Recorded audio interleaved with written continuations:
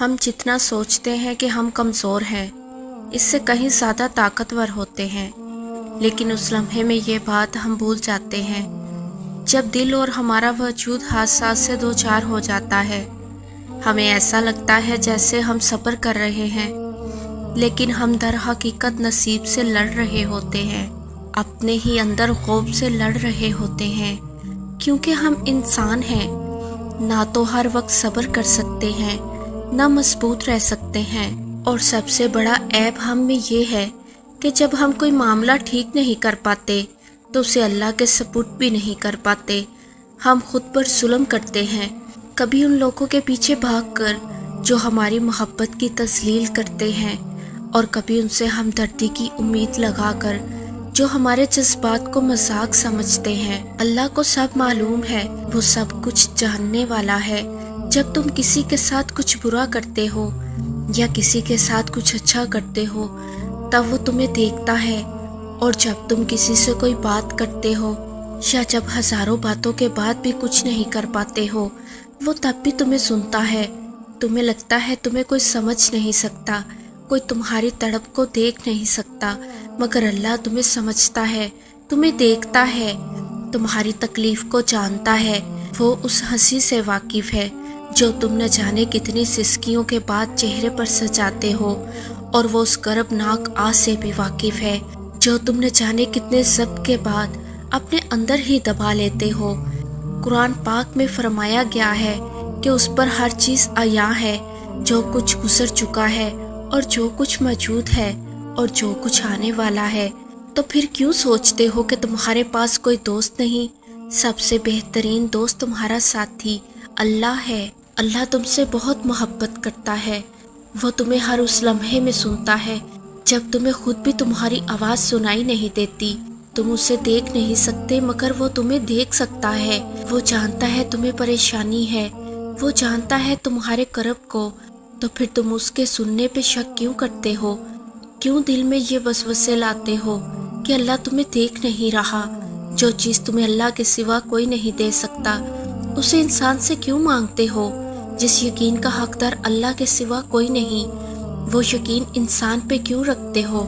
جس محبت کا حقدار صرف اللہ ہے، وہ محبت انسان کو دے کر پھر نصیب سے شکوہ کیوں کرتے ہو؟ اللہ کو راضی رکھنا سیکھو، بس باقی سارے خود ہی پھر راضی ہو جاتے ہیں۔ کبھی اس کے علاوہ کسی سے کچھ مت مانگو، اور نہ کسی سے کسی بھی چیز کی امید رکھو، پھر چاہے وہ ہمدردی ہو یا محبت۔ انسان بھیک میں بھی ذلت کے سوا کچھ نہیں دیتا۔ بادشاہ تو بس خدا ہی ہے، موزوں کا بھی عطا کا بھی۔ ہم سب اللہ کے قریب ہوتے ہیں، بس فرق صرف اتنا ہے کہ مجھ جیسے کچھ لوگ تھوڑی دیر لگا دیتے ہیں اس تک پہنچنے میں، اور کچھ بہت جلدی سے اس تک پہنچ جاتے ہیں۔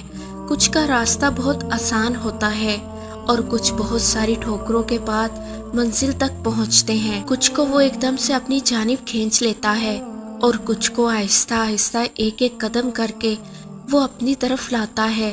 مگر جانتے ہو، وہ شخص جو طاقتور ہے، جو جلدی مصلحت کو تسلیم کر لیتا ہے، اور دوسری طرف وہ شخص جو میری طرح گڑ گڑاتا ہے، روتا ہے، مصلحت چاہ کر بھی تسلیم نہیں کر پاتا، وہ دونوں شخص اللہ کے لیے برابر ہیں۔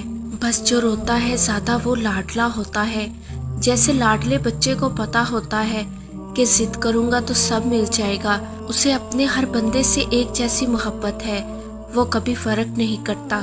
وہ اگر کسی کو کچھ عطا کرتا ہے تو تمہیں بھی نئے طریقوں سے نوازتا ہے۔ ذریعے مختلف ہیں مگر وہ خالی ہاتھ کسی کو نہیں لوٹاتا۔